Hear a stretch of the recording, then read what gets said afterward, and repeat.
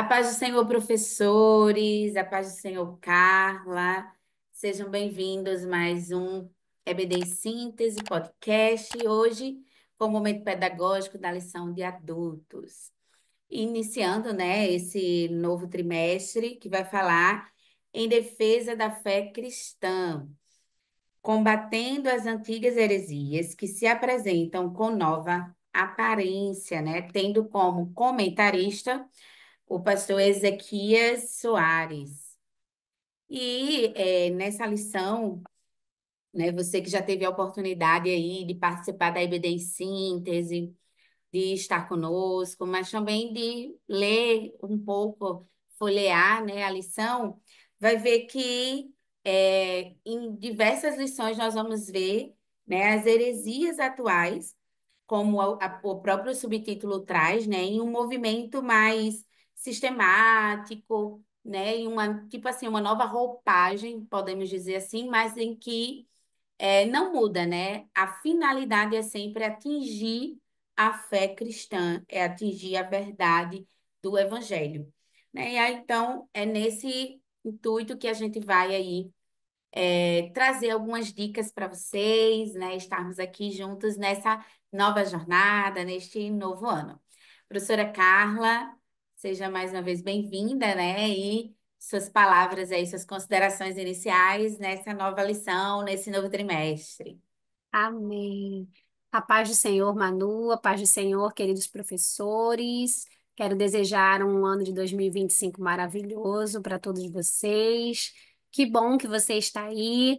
Que bom que você continua firme no propósito de ensinar a palavra do Senhor, né? E nós sabemos que, como professores, nós aprendemos também muito. Então, que esse ano de 2025 seja um ano de muita aprendizagem. E com um tema tão importante, tão atual, né?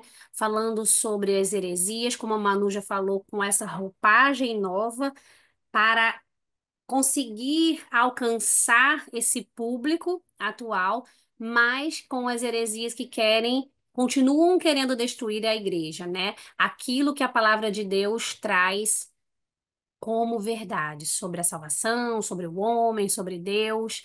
E vai ser muito interessante estarmos aqui em mais um trimestre para juntos aprendermos mais e defendermos a nossa fé. Amém, isso mesmo. E é importante porque justamente essa lição ela vai trazer à tona, né, essa defesa da fé mesmo. Então, trazer a oportunidade de não só conversar, de trocar ideias, mas de fato, usar a palavra de Deus, né, em sua própria defesa, podemos dizer assim, né? Então, para começarmos, estamos aqui para trazer algumas orientações e dicas para a lição de número um, que tem por título Quando as heresias ameaçam a unidade da igreja, né? E aí, quais são os objetivos dessa lição, Carla? Então, os objetivos da nossa lição de número um são identificar as ameaças hereges que assolam a Igreja de Cristo nos últimos dias, apresentar o conceito de apologética cristã e definir o que são as heresias. Isso, né? Então, dentro desses objetivos, a finalidade dessa lição, então, ela vai trazer a oportunidade de juntos, professor, aluno, pensar, né,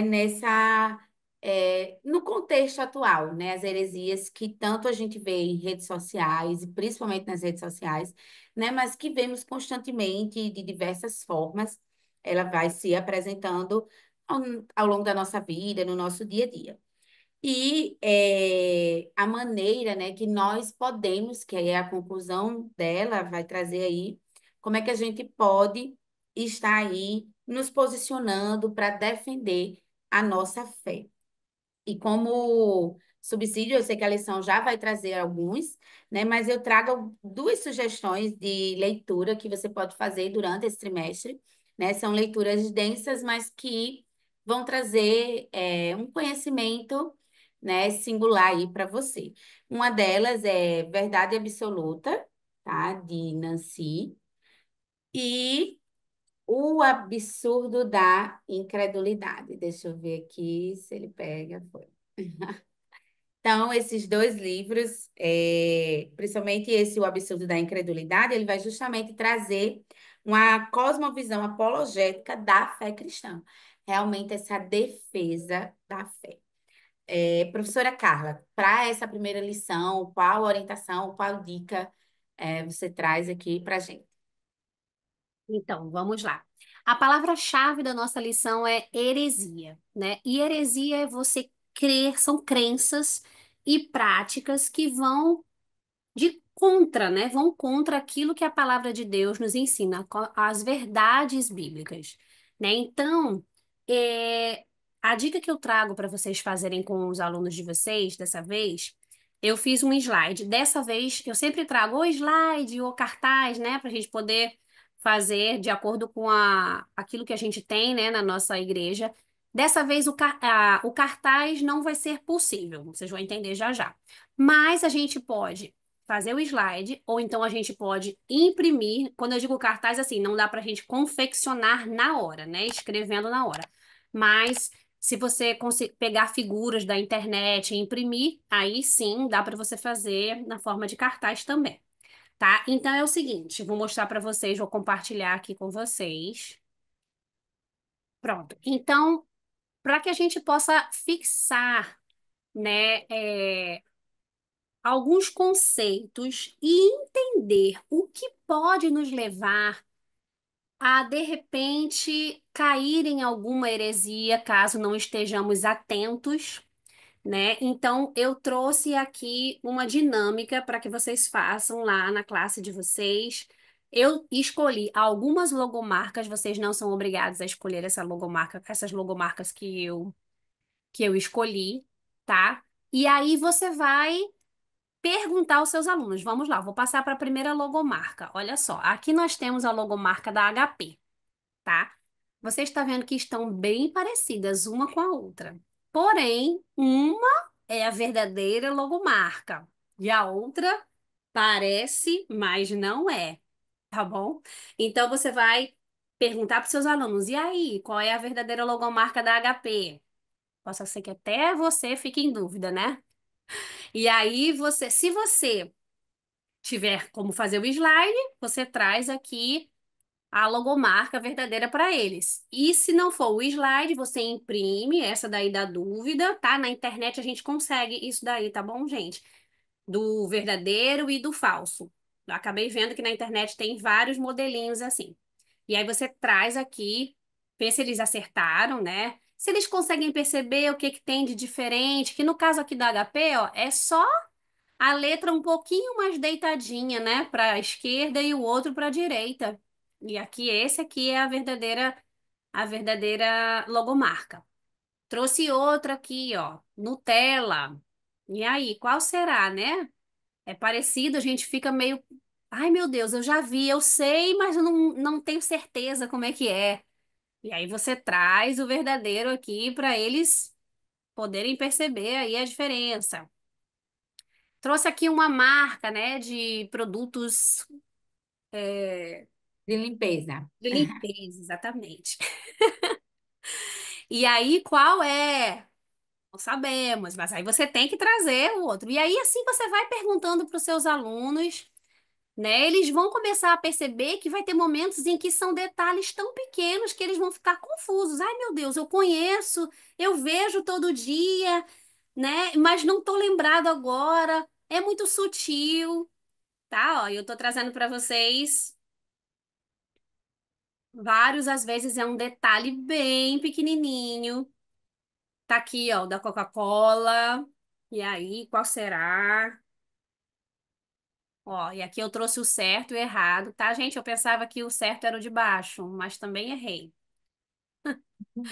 Aqui outro, ó, que também faz parte, né, do dia a dia. Às vezes pode ser a marca do seu celular, da sua TV. E aí, o verdadeiro é esse aqui de baixo. Pronto, bem simples, né? E aí, o que que você vai trazer para o seu aluno? Esses ensinos errados, né? Eles geralmente eles vêm de uma forma bem sutil. trazendo coisas, querendo distorcer aquilo que a palavra de Deus nos ensina de uma maneira bem suave, bem leve, da mesma forma que a gente pode perceber aqui nas logomarcas, às vezes era só um traço da letra, uma posição, né? Às vezes um pontinho que tinha em algum lugar, mas no outro não tinha. E aí, uma coisa que a gente vai perceber também que quanto mais contato você tinha com essa marca, quanto mais você no seu dia a dia visualizava essa marca, mais isso seria fácil para você poder detectar qual era a marca certa ou errada. E aí, trazendo isso para a nossa vida espiritual, quanto mais você tem contato com a palavra de Deus, quanto mais você conhece a verdade, mais difícil vai ser de você ser enganado.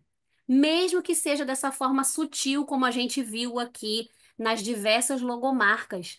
Então, a gente precisa estar cada dia mais. Se você só conhece essa marca superficialmente, provavelmente você vai errar. Mas se eu conheço a palavra de Deus de uma forma profunda, dificilmente eu vou ser enganada por essas heresias. Então, que nós possamos trazer para os nossos alunos a importância de nós conhecermos de maneira profunda a palavra de Deus. Tanto para nós mesmos, para que não sejamos enganados, como para levar essa verdade para outras pessoas. A lição ela traz para a gente, né, os falsos mestres, as falsas doutrinas, né? Ele faz essa comparação a lobos vorazes, né? Eles querem tragar, enganar, e eles trazem coisas perversas, falam coisas erradas para atraírem discípulos para eles. Então, que nós possamos estar firmes nessa palavra, possamos estar a cada dia, todos os dias, buscando a palavra de Deus, conhecendo, nos aprofundando, para que não venhamos a ser enganados por essas heresias. Nós vamos estudar durante todo o trimestre sobre heresias de várias áreas, né, de diversos aspectos. Então, que nós possamos nos aprofundar, possamos buscar verdadeiramente a palavra de Deus para que não venhamos a ser enganados. É isso, Manu. Verdade, né? E é interessante porque são coisas mesmo assim sutis do dia a dia ali, né? Então a gente de fato vive em um mundo em que frequentemente não tem pessoas questionando não só aquilo que a gente faz, né? Mas também questionando, né?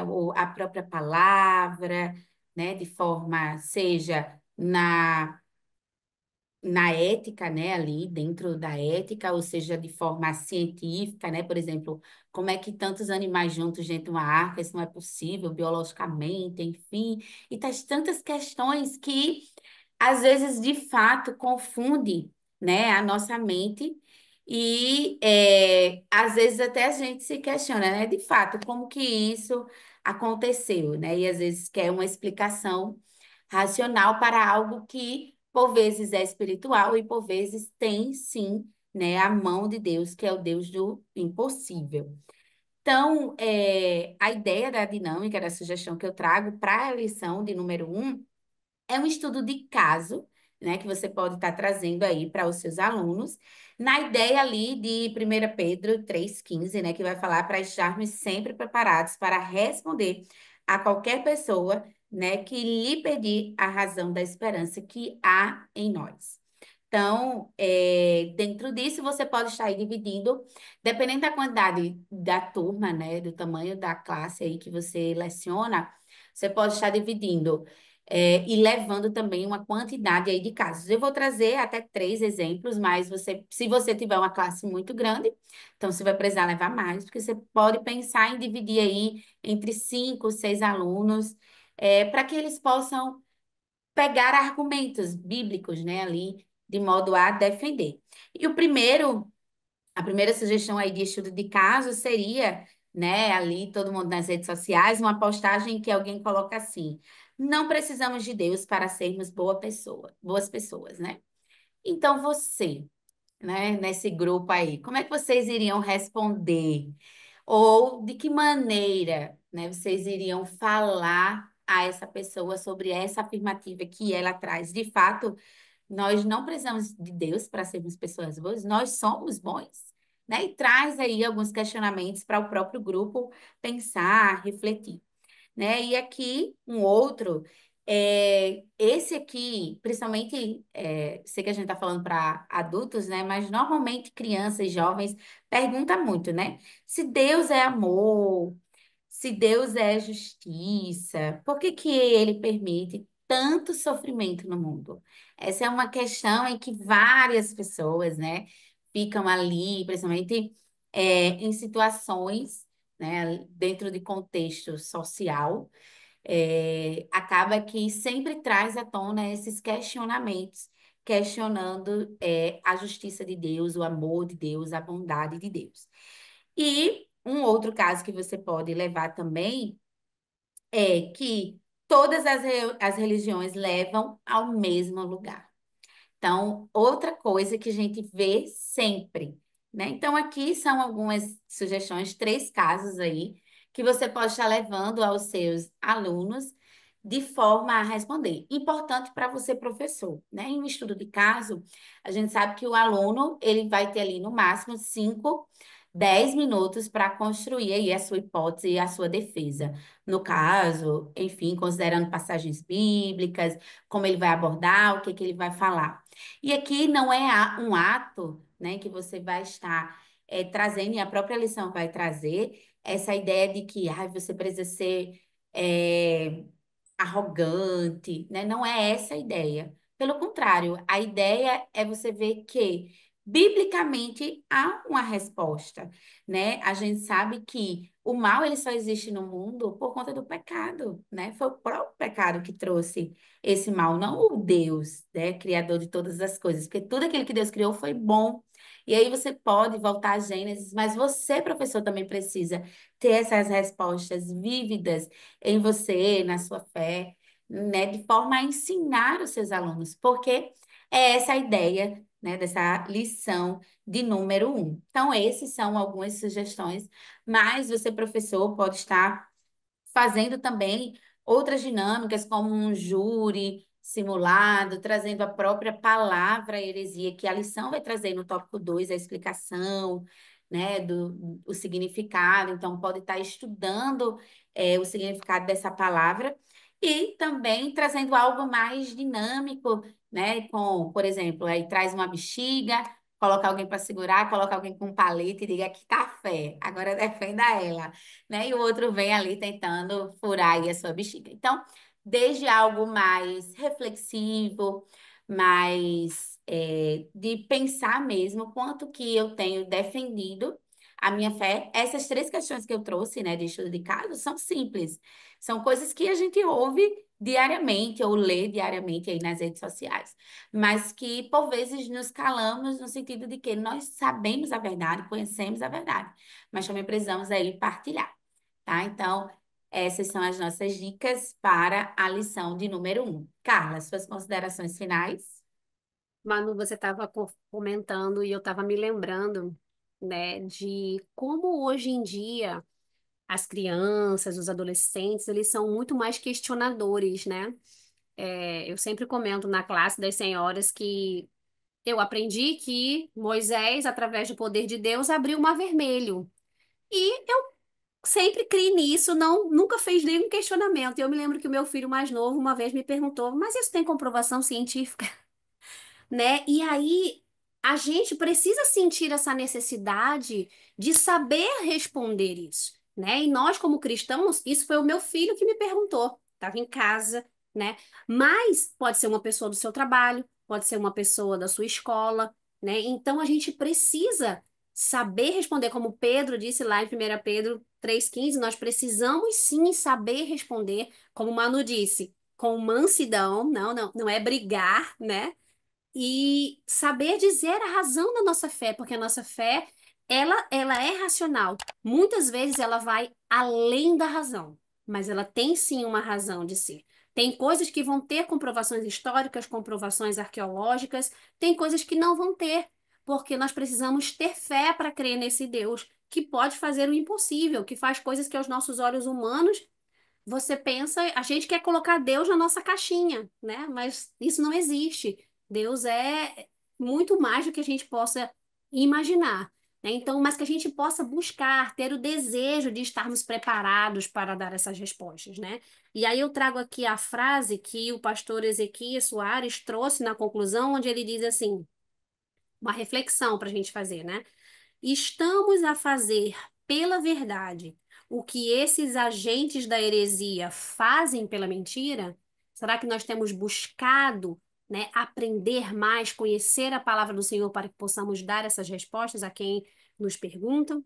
Né? Então, que possamos meditar nisso nesse trimestre e nos dedicarmos mais e mais cada dia a aprendermos a palavra do Senhor. Isso mesmo. Agradecemos a você que tem nos acompanhado, que esteve conosco durante esse tempo e desejamos que Deus continue abençoando a sua vida, a sua aula, o seu ministério. Desde já também agradecemos a direção do DENEC pela oportunidade e confiança. Fiquem todos na paz do Senhor. A paz do Senhor.